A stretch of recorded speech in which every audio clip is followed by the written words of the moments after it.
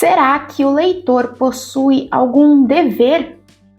É sobre isso que a gente vai conversar hoje, com base no A Arte do Romance da Virginia Woolf. E aí, que tal um café? Oi, eu sou a Nath, eu sou autora de Usuária de Luísa, Matérias do Coração, e quando a areia acabar eu estarei aqui, e hoje a gente vai falar sobre o papel do leitor. O leitor tem direitos? O leitor tem deveres?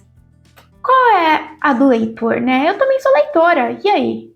E esse será o último vídeo baseado nesse livrinho aqui cheio de artigos da Virginia Woolf, né? Eu já fiz 2 vídeos em que eu levo ele como base para uma reflexão, que são esses 2 que estão aparecendo aqui em cima nos cards, sobre Bookreads e também sobre como escolher o que você vai escrever, né? Esse livro, A Arte do Romance da Virginia Woolf, o link para ele está aqui na descrição e eu super indico que vocês leiam, porque a leitura dele é incrível. Olha quanto eu marquei e olha, ele me deu insights para 3 vídeos, né?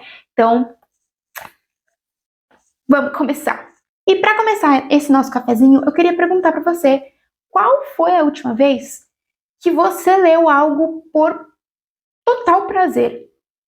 Sabe, sem qualquer pressão, sem levar em conta o que está bombando nas redes, nas livrarias, que você simplesmente entrou em uma prateleira, né? Olhou uma prateleira, seja física, seja sua, seja de uma livraria, seja digital, né? No seu Kindle, no seu leitor digital, viu um livro que te interessou, falou: vou começar a ler esse aqui agora.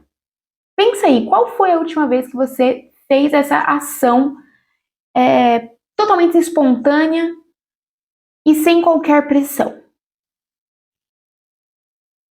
Isso tá cada vez mais difícil hoje em dia, né? Porque a gente é tão bombardeado por informações, por influenciadores, por tudo quanto é coisa, que a gente parece que não tá mais escolhendo o que a gente quer ler, né? Parece mais que a gente tá simplesmente escolhendo entre as opções que a gente viu nos últimos tempos.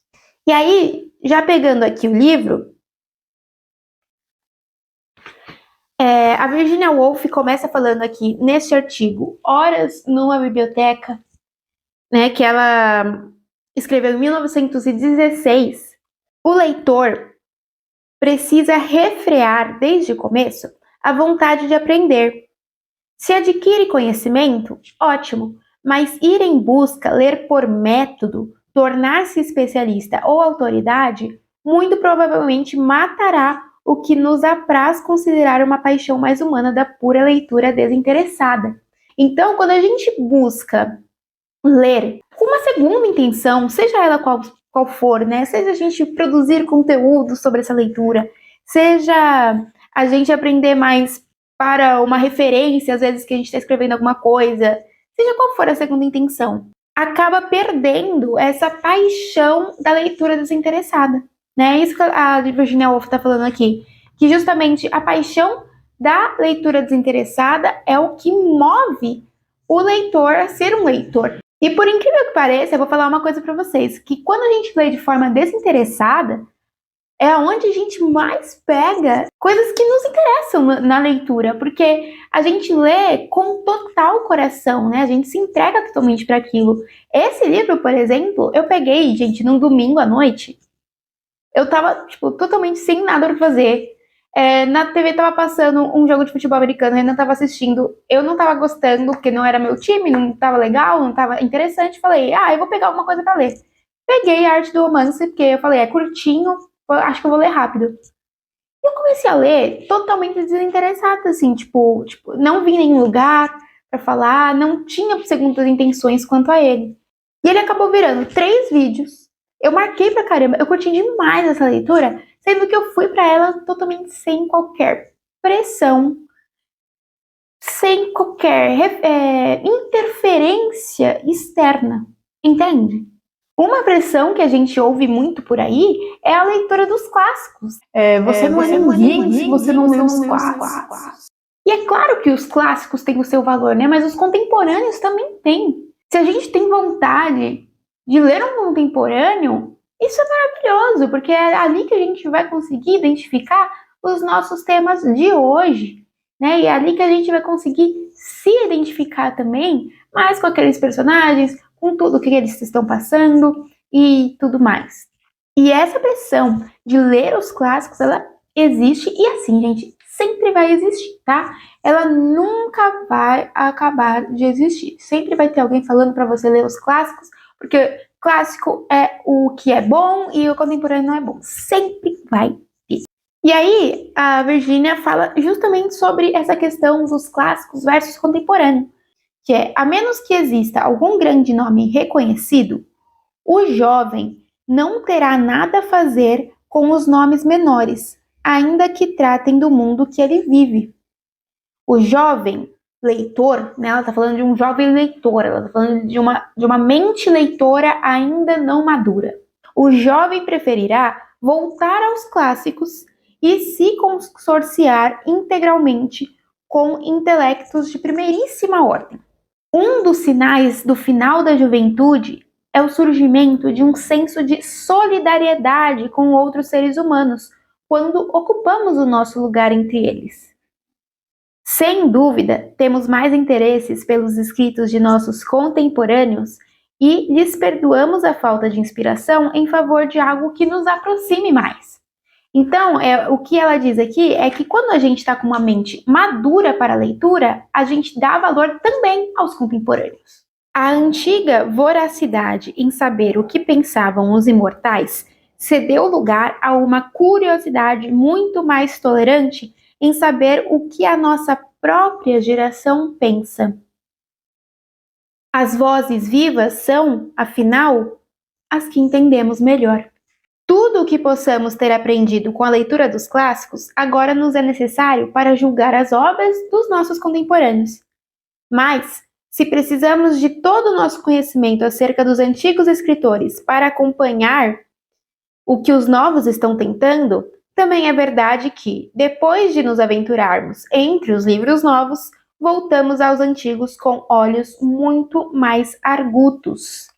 E é isso, né? É a gente olhar com os mesmos olhos, tanto os clássicos quanto os contemporâneos, ao mesmo tempo que a gente usa as nossas leituras dos clássicos para ler os contemporâneos de modo, assim, crítico, né? Quando a gente quer ler de modo crítico, e a gente fazer esse movimento de ir e voltar, porque isso é que faz a nossa mente estar sempre trabalhando em questão de leitura, né? Então, quando alguém virar para você e vier com essa, mas eu não acredito, você não lê os clássicos, você não é ninguém se não lê os clássicos, eu só leio clássicos. Gente, os contemporâneos estão conversando com a gente não consegue entender o nosso mundo de hoje se a gente não conhece o nosso mundo de hoje, se a gente não vive experiências diversas do nosso mundo de hoje.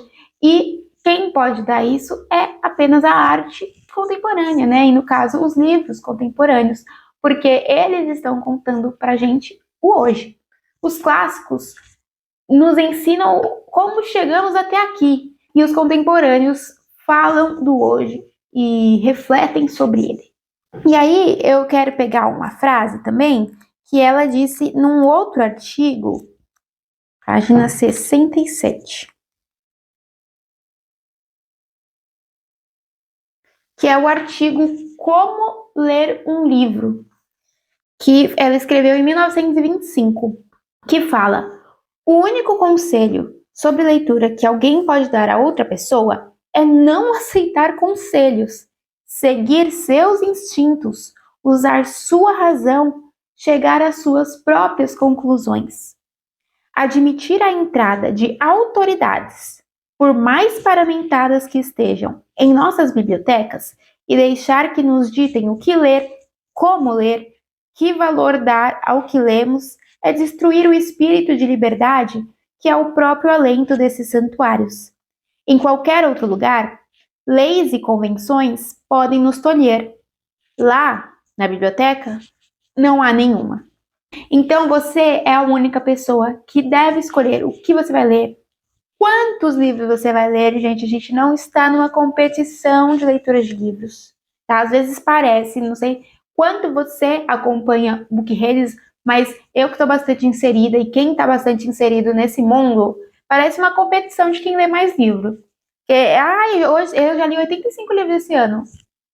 Tá, parabéns. Mas isso não é nada, tá? Não é pressão, não é botar pressão nos outros. A velocidade da leitura é a sua, tá? Você que decide tudo, porque se as outras pessoas começarem a decidir e se essa pressão começar a fazer muito peso nas costas, nas suas costas, nas costas do leitor, o exercício de leitura, que é para ser um exercício prazeroso, não será. Vai se tornar algo obrigatório, vai se tornar algo chato. E não é isso, não é para ser chato, né? É para ser incrível. Existem muitos influenciadores literários, existe muita informação aí para você, mas lembra que quem decide é você. Não é porque aquele livro é o best-seller e todo mundo tá parecendo gostar dele que você também tem que gostar. Às vezes você não gosta e tá tudo bem, sabe? Não precisa ficar com vergonha, por exemplo, de dizer que não gostou, inventar alguma coisa, tem que ficar pensando. Nossa, eu devo estar errado porque não gostei desse livro, já que todo mundo tá falando bem. Às vezes as pessoas estão falando bem por conveniência. Eu acho que esses 3 vídeos que eu fiz baseado nesse livro, eles são cíclicos, né? Primeiro eu soltei o vídeo das Bookredes, depois o de escolher como escrever e agora esse. E essa finalização desse aqui tá me levando de volta ao vídeo das Bookredes, né? Então eu achei que esses 3 vídeos ficaram bem cíclicos, porque é pensar, né? Quem tá te influenciando? Quem são as pessoas que estão influenciando no mundo da leitura? Essas influências, elas são válidas, não são válidas? E aí a gente vai voltar naquela reflexão que se você ainda não assistiu, vai lá assistir, vou deixar ele linkado aqui no fim desse vídeo também, tá bom? Espero que vocês tenham gostado. Se gostaram, deixa o like. Se você ainda não é inscrito aqui no canal, deixa a inscrição pra gente fazer mais reflexões assim. E vamos continuar esse papo nos comentários desse vídeo. E se você ainda não viu os outros 2 vídeos inspirados em A Arte do Romance da Virginia Woolf, vai lá assistir, vou deixar eles linkados aqui do lado. Bom, beijo e a gente se vê na próxima.